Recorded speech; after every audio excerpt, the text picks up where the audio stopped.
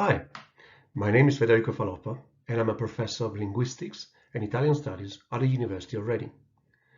I'd like to discuss with you a topic that I've been working on for quite a long time, and this topic is immigration in Italy, between reality and perception. In order to trigger the discussion, I'd like to provide you with some background information, and I will also to pose some questions to you, and then try to have a shared discussion on such a topic. The first item that I would like to present to you is terminology and vocabulary. These matters, and particularly matters when we talk about social phenomena, when words and expressions are loaded or connotated with several meanings. In this case, when we talk about migration, we do have words that have been providing us with a framework, sometimes negative and sometimes, but very rarely, positive. If we look at the Italian language, we have at least a few words that are already sort of providing us with a negative framework. Let me give you a couple of examples. We tend to use in Italian clandestino, clandestine, for an undocumented immigrant or an irregular migrant. But clandestine has acquired a very negative connotation in time, and actually is being used by the media and also in public discourse and political discourse in order to identify migrants coming from some particular areas like the African continent, and also migrants that actually are considered to be alien, that may not be integrated in the Italian society. So clandestine as illegal or irregular migrant, but also someone to reject and to expel from the country. So it's not a neutral term. Then we also have extracomunitario, a very common word in Italian that means a citizen of non-EU countries.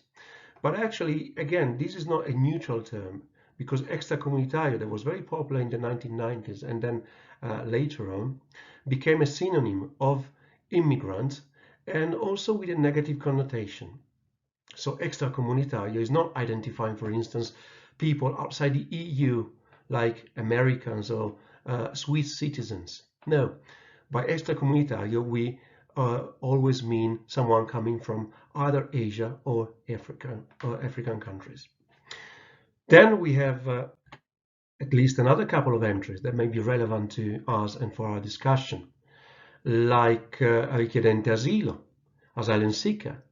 This is very interesting because sometimes we use richiedente asilo, rifugiato, refugee, or immigrato, immigrant, as synonyms. They are not synonyms at all. Richiedente asilo, asylum seekers, are people that are seeking protection and that should be granted international protection because they are fleeing persecutions, wars.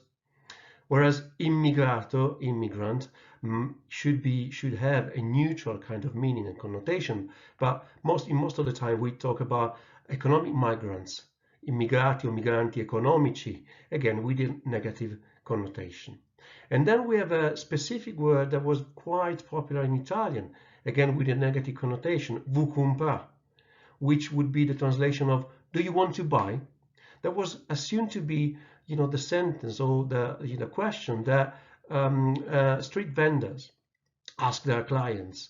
And when I say street vendors, I mean street vendors coming from African countries in some parts of Italy. And so vu compra became the synonym of immigrato, immigrant, but again with a negative connotation, i.e. immigrati, migrants or immigrants, doing this kind of jobs, street vendors, and so sort of low social class, and also, with the coming from countries, particularly from Africa. And then after looking at the terminology, and we need to be critical about the terminology because terminology is not neutral, as I tried to say, we may want to consider the situation of the peninsula, so the history of Italy, when we talk about migration. Italy was a country of emigrants.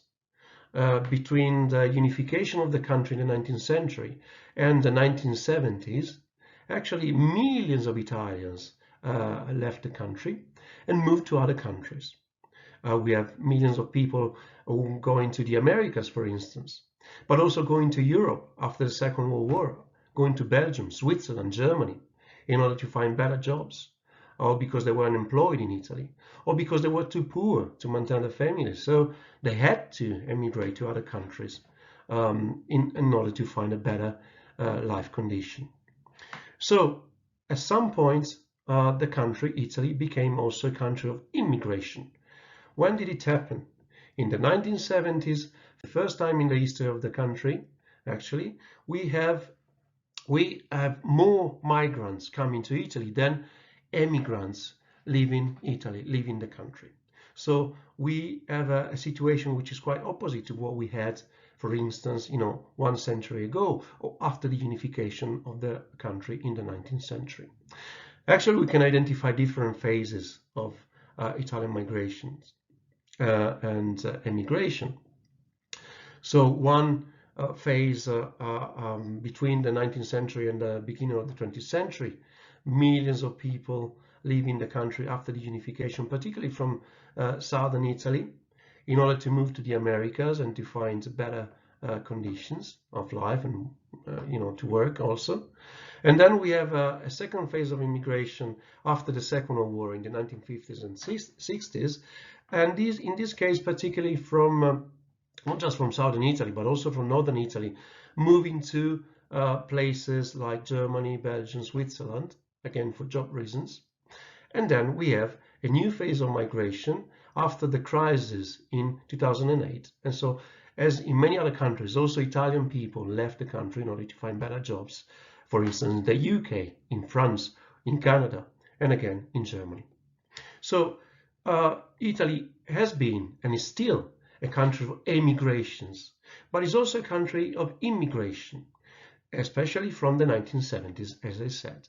And so what happened in the Italian history to become a country of immigration at some point? When did it start, this kind of phenomenon, i.e. people coming to Italy in order to find better jobs, better life conditions, or maybe a unification with their families, or maybe just because they want to travel across the world, across the peninsula, as it happens. And so when did the situation change from emigration to immigration, and why? For what reasons? This is a very good question that we need to try to answer to. And then also, when Italy becomes a country of immigration, so attracting people, pulling people to Italy, when did it happen, and in what kinds of numbers? What are the numbers we're talking about? Because in the 1960s and 70s, we do have people coming to Italy and traveling to Italy, migrating to Italy, but just a few thousands. But then at some point, from the 1980s, numbers increased for many reasons. We had a lot of people going to Italy for studying, for instance, between the 1970s and 1980s with regular visa to study and to stay in the country to finish their degrees. But then in the 1980s, also people moving from the Philippines or from South America or also from Morocco and Northern Africa to find jobs in Italy. But then in between the 1980s and the 1990s, we have a huge event happening in Europe, the fall of the Berlin Wall in 1989, which means that from Eastern Europe, a lot of people moved to the so-called Western Europe and also to Italy. And then later on, we have also a huge migration from Albania in 1991. But between the 1980s and the 1990s, actually the numbers increased a lot. Why? What happens? What was the reaction by the government, political parties, by the public opinion when numbers increased? And actually in 1986, we have for the first time, a law dealing with migration and immigration in the country. What was the law about? Actually, it was a law that tried to grant, visa or regularization to people that were already in the country, and also to let people in. But then later on, also laws and legislation changed. There was also a big event happening in Italy in 1989. And that was a turning point, particularly from the public opinion side, and also in terms of political discourse and media discourse. A South African refugee that worked in Italy in agriculture, actually he did quite a few jobs. He wasn't granted the status of refugee, but he should have actually got the status of refugee. But because he was not a refugee, was not a recognized refugee, he couldn't get a protection, and so he had to work illegally in Italy.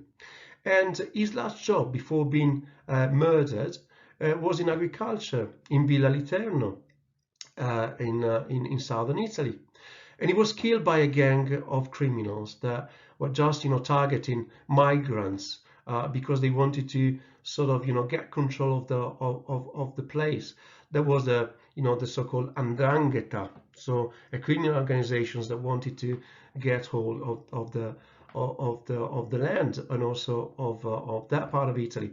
And so they started killing migrants, people, to terrorize the rest of the population, and also seasonal workers. And so the assassination of Jerry S. Maslow, that was the name of the guy that was murdered in 1989, actually was a turning point, because then the public opinion asked for a big reaction. So Jerry S. Maslow actually moved a lot of people. And so we have, for instance, the first huge demonstration against racism in Italy, in Rome, and then in many other places, in order to ask for more rights to migrants. And then we have also a new law, the so-called Martelli law in 1919, trying to grant more rights, equal rights to migrants living in the country, in order to also to contrast racism that was becoming an issue in Italy as in many other countries. In terms of political engagement by the migrants, that was also a turning point, because more and more migrants that had been isolated, had been exploited in the countryside, in agriculture, for instance, more and more after the assassination of Maslow, started getting organized together. And they also asked for more rights. They also marched in the streets together with Italian people and Italian activists against racism. And so their visibility became also a political visibility and a social visibility. That was again another turning point, a very positive one, in order, to get that voice also very present in the Italian society. And so we have, newspapers articles like this one, La Marcia di Vucumprà. Do you remember Vucumprà? Which is a synonym, became a synonym, particularly between the 1980s and 1990s, of migrant, and migrants, working not just in agriculture, but as street vendors. La Marcia di Vucumprà, which means that demonstrations by migrants, in different places in Italy. This one, the article is referring to a demonstration in Rimini, in Emilia-Romagna, for instance. And also, that was the starting point, not just for new legislation. There was more kind of open to, provide migrants with rights and equal rights. But that became also a turning point in terms of public opinion and media narratives, around migration. Particularly after 1991, there was the first, mass migration from Albania. Hundreds of thousands of people left Albania because of the collapse of the regime in Albania and got to Italy. That was a huge sort of crisis, inverted commas, because so many people in such a few, short amount of time. The government had to do something, had to try to provide some kind of support to these people landing in Puglia, in southern Italy, for instance, but also trying to find some kind of support to the local communities that had to deal with the new migrants coming to Italy. So the Albanian migration was massive at the beginning of the 1990s to Italy. But that also raised another point, new people coming to Italy, also from Eastern Europe, from many other countries, and numbers increased again. That also triggered a reaction by the right-wing parties that were asking for more control, border control, and they were asking for more restrictions to migrants. And so migration, for the first time in the history of the country, became an item in the political agenda of many political parties. And that item actually still there with us nowadays after more than 30 years. So migration has been one of the major items that got discussed, for instance, in election campaigns during the last 30 years in Italy. And so, again, another turning point in terms of narrative, media discourse, public discourse, political discourse. And then we have further legislation. And so from the Martelli law, we have then another legislation later, for instance, the Turco-Napolitano law in 1998, that became, more restrictive about migration.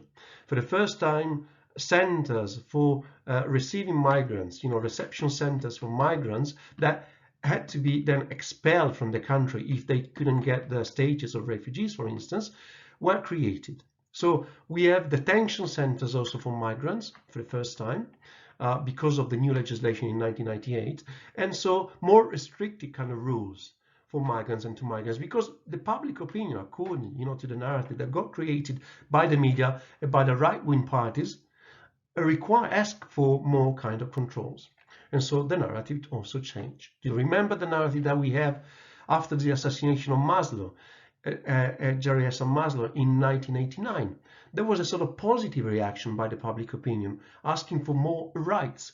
Just after 10 years of that, from that assassination, from that, moving kind of event in the Italian society and culture, we have a very opposite narrative.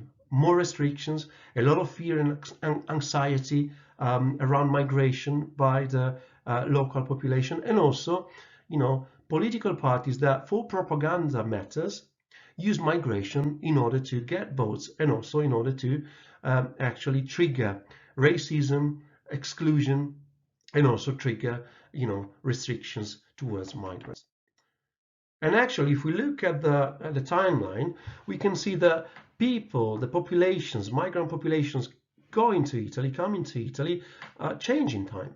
If between the 1960s and 70s, we have mainly students with regular visa going to Italy to study, for instance, from, Somalia, Eritrea, or from other sub-Saharan African countries, or from South American countries.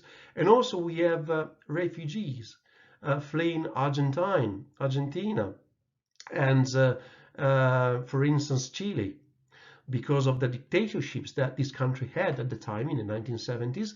Well, this is the population that we find in Italy. So people, that got to Italy to study or as a political refugees. Then in 1980s and 1990s, the situation changed.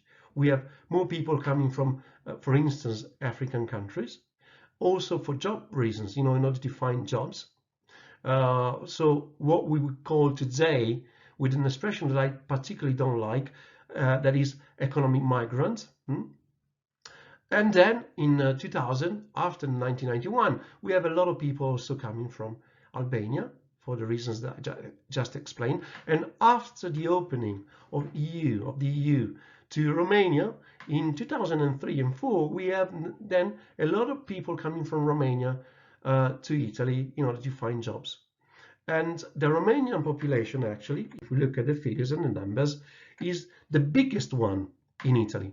So the foreign residents, if we try to find, stats and numbers about the foreign residents in Italy, and we want to divide that by country of origin, we see that the Romanian population, so people coming from Romania, constitutes that first sort of group in Italy of foreign residents. So more than 1 million Romanian people now live in Italy. And then you can see also other figures. So we have Albanian people. So as you can see from this table, as you can see from recent figures, from 2020-21, the major groups, the biggest groups there of so-called migrants or former migrants, the people that migrated to Italy from other countries, are made of people coming from Romania, Albania, Eastern Europe. And then we have African countries, but also, and some other countries.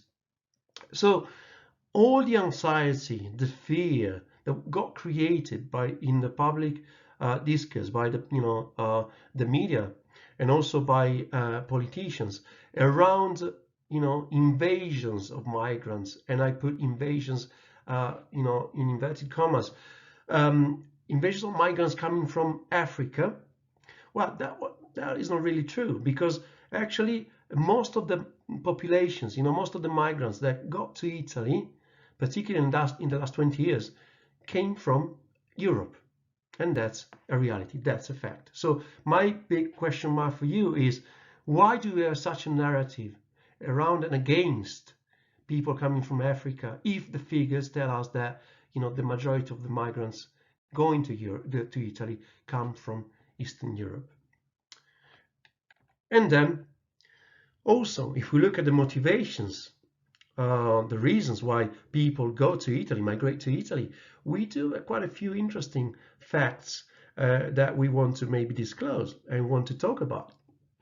We have people going to Italy for getting together with their families, to join their families, or maybe one member of the family.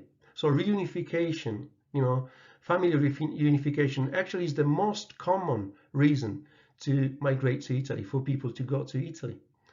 Then, of course, we have people looking for jobs, but also people that willing to study in Italy.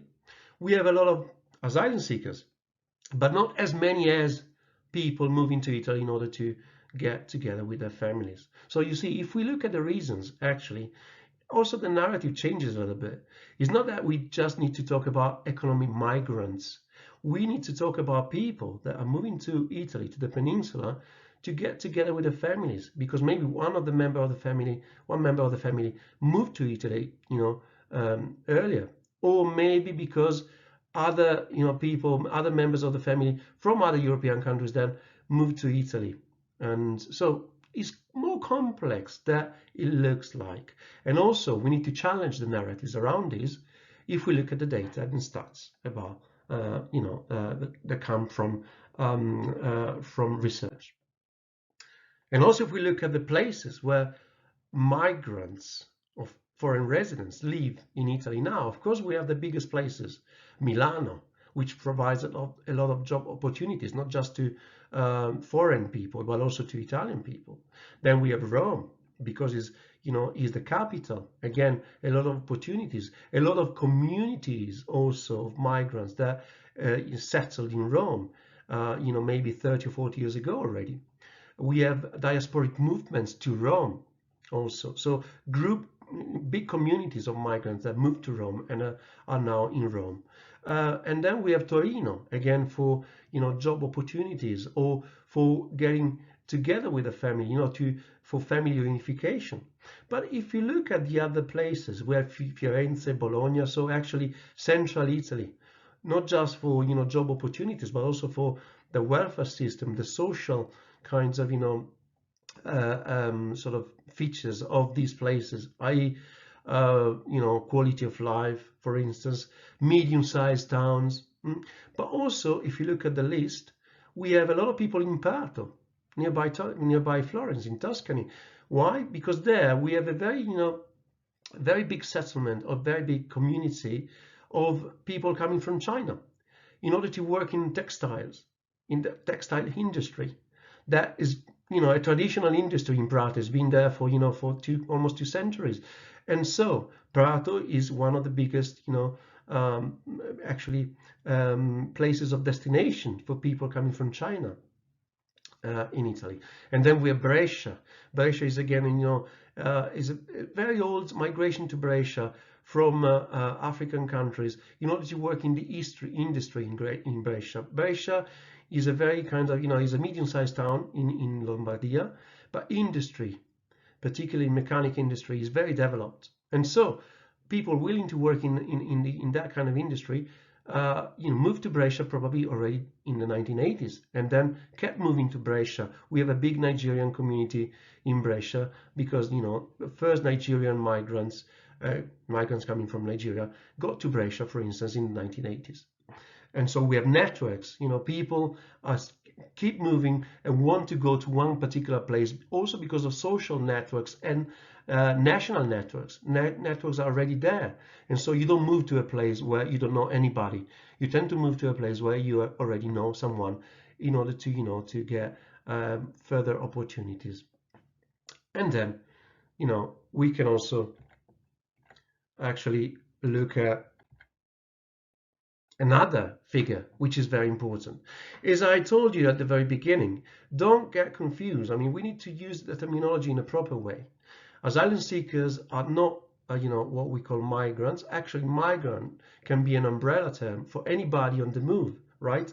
But asylum seekers, they should be granted, you know, international protections because they are fleeing persecutions. They want to find protection and shelter in other countries, because if they go back to their own country, they risk their lives. And so for the Geneva Convention 1951, they should be granted this protection. And so they should, you know, have the status of refugee if they ask, you know, for that status. Of course, you know, in the country where they get to has to verify if they are entitled to get this protection. But in order to do that, you know, these people need to be interviewed. There's a system in place in order to provide these people with protection. If we consider them, you know, like migrants with no kinds of, you know, sort of status or legal status, of course, you know, that is going to become very difficult, you know, for them to get the status, because if they land and if they are seen as migrants, you know, nobody's going to interview them. Nobody is going to ask them, well, where are you from? Why are you fleeing your country?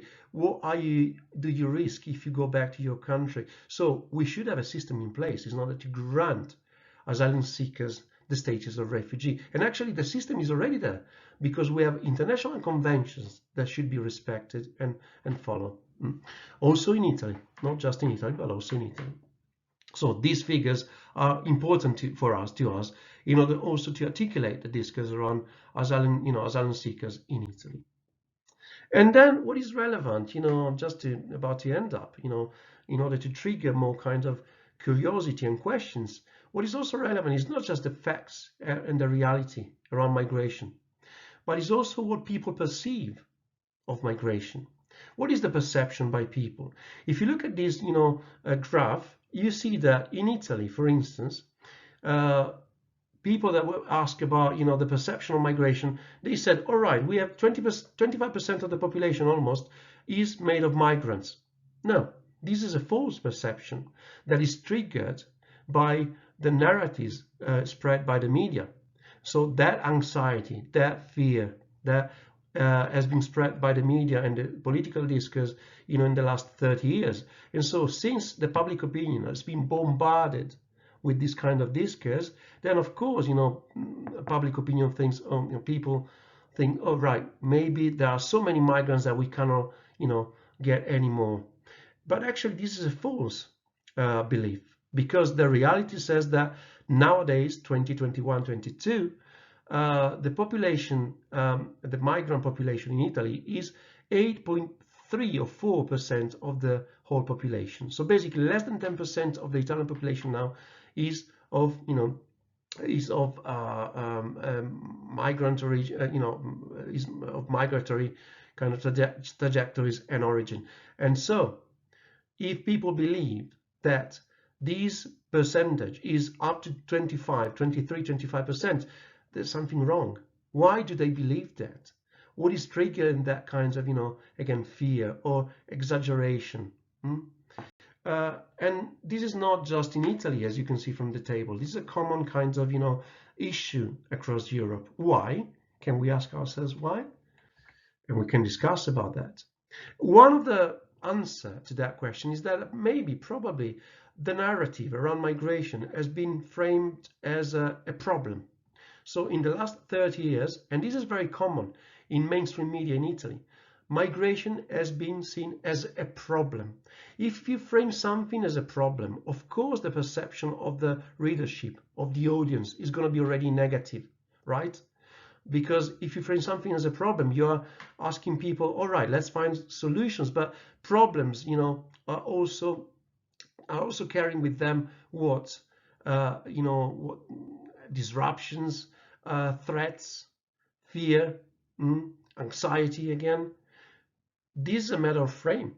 And migration has been framed as a problem in the last 30 years, and this has created that kind of narrative. So maybe, now, the question that I posed to you a couple of minutes ago may find an answer in the narratives that have been sort of shaped around, the problem framework.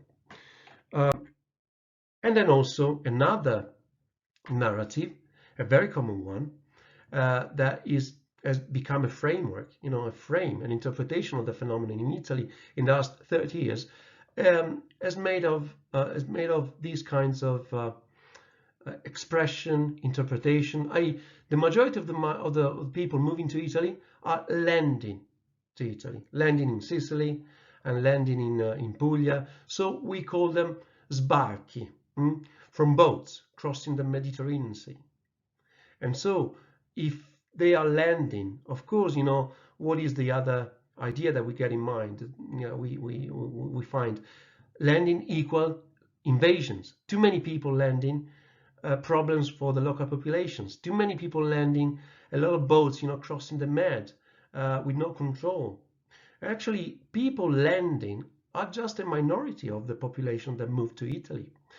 Apart from the 2011 up to 2016 17, and actually we have a lot of people landing because of the Arab Springs after 2011. So a lot of people left Northern Africa to reach Europe across the Med. And then after 2016 17, also because of the war in Libya, and so a lot of people leaving Libya, trying to escape from Libya, and trying to reach Italy, Lampedusa, Sicily. But apart from these periods, actually, most of the people that got to Italy as migrants got to Italy by plane, or maybe because they had a visa, a tourist visa, and they overstayed in the country. So they got to Italy regularly with a student or a tourist visa, but then they overstayed, and so they became undocumented or irregular migrants. Actually, irregular migrants because they overstayed. So you see what I mean? Even the narrative created around the idea of a sbarco is, carrying with it what? Issues, problems, fears, anxieties, but also metaphors. Sbarco, i.e. a huge number of people, quantities, but also sbarco in terms of flows of people that cannot be controlled, too many. But this is not the whole reality. It's just a portion of it. But if the whole narrative, if the whole representation is shaped around this expression, this interpretation, actually also the public opinion gets, a very kind of different perception, a perception that has been manipulated and actually has been, as I said, shaped around a particular specific frame. And actually that frame was not the only one. We also have the frame of the emergency frame. So migration, even if it's a long-term kind of phenomenon, and we saw it, migration in Italy started becoming a major kind of, an interesting kind of topic already in the 1970s. But so if migration is there, has been there as a phenomenon in Italy for the last 50 years, how can we see that as an emergency? The word emergency again triggers what? Emergency triggers something that needs to be done in a rush. We need to, to do something in order to deal with that emergency. Emergency means that the government, the state, the country doesn't have the means to deal with this, phenomenon. Emergency means that so the government is entitled to do something special, extraordinary, in order to deal with migration, and normally is restricting, migration. So emergency is another key word. And security. Migration and security, social security became, again, a combination that got very popular in the media discourse and political discourse in the last 30 years. But migration is not just a matter of social security or security per se, Migrants are not a threat. Of course, among people on the move, you can also find people that are coming to a country, coming to Italy, in order to, to do any sort of job. But actually, security is not a matter. What is a matter is not the security of the Italian people dealing with migration and migrants. What should matter more, and actually this is an issue, is the security of migrants. If we don't have legal ways to reach Italy, because visas are not granted any longer, because embassies and consulates in countries of origin are not open to these people, because the only way to reach Italy is to spend a fortune and try to get on a boat crossing the Med, and if you are lucky enough, you don't die during the journey. But so the security that really matters and that is at stake is the security of the people on the move that are risking their lives. They don't have any kind of support. They are expelled, rejected. They don't feel safe because they don't have legal channels to get regularly in the country. And so security, again, is a word that has been manipulated and is framed that has been manipulated. And the narrative, again, is around clandestine or clandestine, as I said, emergencies, sbarchi. All these combined together, of course, are providing the public opinion with a very sort of negative framework when we talk about migration. And just to finish up, before leaving you, if you want to find more information, there are amazing books in Italy, in Italian. You can also find them in the UK, but in Italian, about migrations, with facts, figures, trying to articulate the discourse in a more kind of detailed way, not just around the media discourse, the mainstream media. That in Italy, Italian mainstream media, is what I said. So the security framework, the emergency framework, the clandestine framework, the sbarchi landing framework. But if you want to have a more kind of neutral and objective, reading of the phenomenon, please try to find these books. And also, if you want to know more about the representation of migration in the media and public discourse, you can also find something that I published myself. So a collection of essays, Destination Italy, about narratives around migrations in literature, media discourse, and cinema, and then also one of my books, Razzisti a Parole, Racist by Word, about racism and migration. So how the narrative around migration became racist and justified racism in the Italian context. Right, I leave you now with this. I hope that what I said could trigger your curiosity and also could trigger our discussion that is gonna happen quite soon. And so thank you very much, guys, for listening to me, and I hope to see you soon.